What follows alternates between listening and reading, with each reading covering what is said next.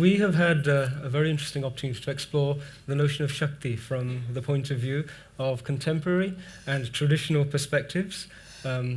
With a conversation about Shakti, I don't think it could have been anything other than powerful, passionate, full of energy and potential for controversy and confrontation. But I hope that everybody has found that to be interesting and enjoyable. The conclusion of this particular session will be on the launch of a new book which is very specific to the idea of feminism, but not feminism as we all know it and imbibe it from a Western dialogue. Madhuji has a book and it's about copycat feminism. No, it's beyond copycat feminism, Indic Perspectives on Women's Issues. Indeed. So it's about copycat feminism, but I'm going to hand over to Madhuji to explore the idea with you, perhaps share it, and then we'll move to launch it in a few moments. Madhuji, you have 3.5 minutes if you'd like to talk about the book.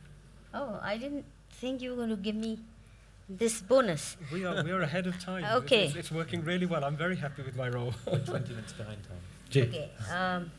This book entitled Beyond Copycat Feminism, Indic Perspectives on Women's Issues, is a collection of my essays written over several, maybe 3 decades or more. I've taken select ones which are still relevant and which still would make sense to today's readers. The reason I've called it Beyond Copycat Feminism is because right from the very start, inception of Manushi in 1978-79, I've had to battle this very enslaving version and India-bashing version of feminism. Because along with the birth of Manushi, we also witnessed another phenomenon, which is the onset of foreign-funded NGOs, especially feminist NGOs, and foreign funding agencies, the Ford Foundations and the HEVOs and the name it, and you have them all in India. And the kind of feminism they brought into this country was typically follow us and that's where your liberation lies, even if they were messing up their own lives. They've got such elan and confidence, Western feminists, that they think the nirvana of women of the world lies in just following the trajectory that they have gone through. Now, my experience was that our society is very different. We have many serious challenges, and I'm not one of those who likes to pretend all is hunky-dory. But how to solve those problems and how to identify those problems, real from the phony ones. For example, percentage of women in the workforce. To me, it's a phony one. When there are jobs and women want them, they will take them. They don't need Madhu Kishwar sermons, and they don't need Ford Foundation or the World Bank to come and tell them, go take a job. They do come when they need a job and a job is available. So either increase the availability of jobs, or if women don't want them, then don't force them and don't guilt trip them. But on many issues, this kind of conflict kept happening. Not only that, even the kind of articles that would come to Manushi, and as an editor, if I rejected a poem or an article or something, the person would get outraged and say, how can you say no to my article? But it's a feminist view of XYZ. And I'd have to say, okay, feminist may be, but is it sensible? Have you got the facts right? Are you really telling the truth about the situation? Have you done your homework? Do you know what's actually happening at the ground? Not enough to throw feminist jargon at readers.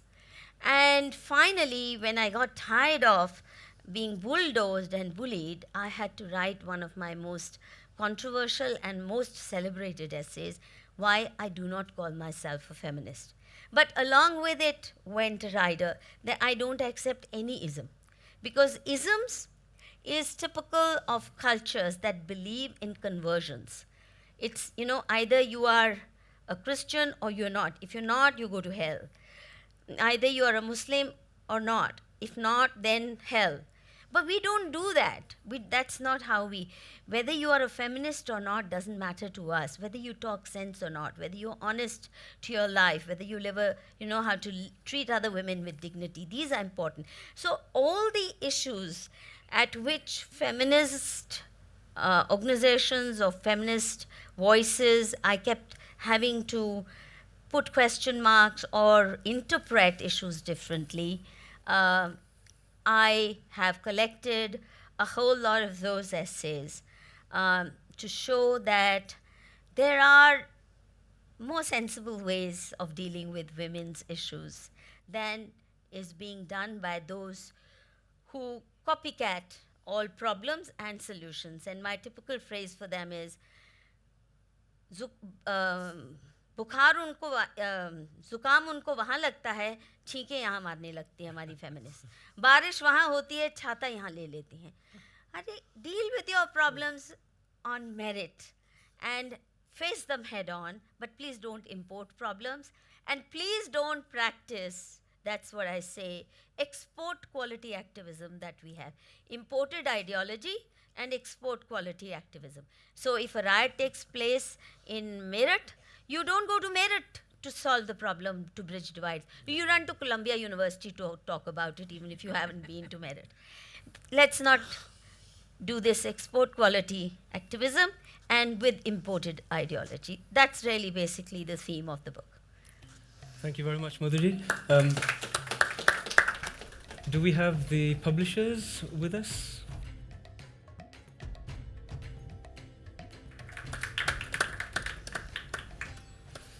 I was asked to adjudicate the Shakti session. I reminded myself that I have the joy of having grown up with 4 sisters.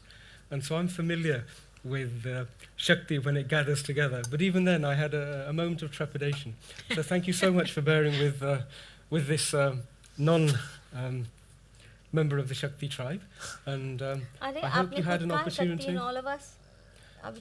Gee, I'm being humble and being respectful and raising your status. But no, thank you so much for making the session so interesting and for contributing of your incredible experience and your journeys.